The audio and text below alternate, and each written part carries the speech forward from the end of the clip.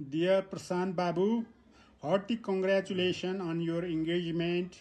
May your love grow stronger with each passing day. भगवान पशुपतिनाथको तिमीहरूलाई सधैँभरि कृपा प्राप्त भइरहोस्. Thank you very much. Dear भदा 21 गतेको यो स्पेशल दिनमा तिमीलाई धेरै धेरै कङ्ग्रेचुलेसन्स. तिम्रो यो न्यू जर्नी माया ह्याप्पिनेस र अन्डरस्ट्यान्डिङले भरिरहोस् भनेर म भगवान पशुपतिनाथसँग विश गर्छु. तिमीलाई यस्तो खुसी देख्दा आई फिल रियली ह्याप्पी. सधैँ यस्तै स्माइलिङ, लभिङ र ह्याप्पी हुनु. Once again congratulation and lot of love Angela and Prashant. Thank you. प्रिय भाइ, तिमीलाई इन्गेजमेन्टको धेरै धेरै बधाई छ.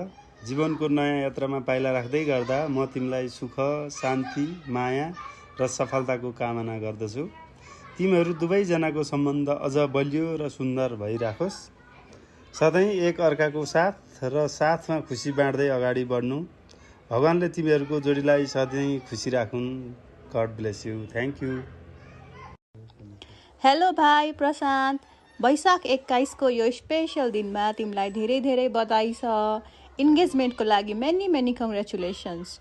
म फिजिकली तिम्रो साइडमा नभए पनि मेरो माया र आशीर्वाद सधैँ तिमीसँग छ.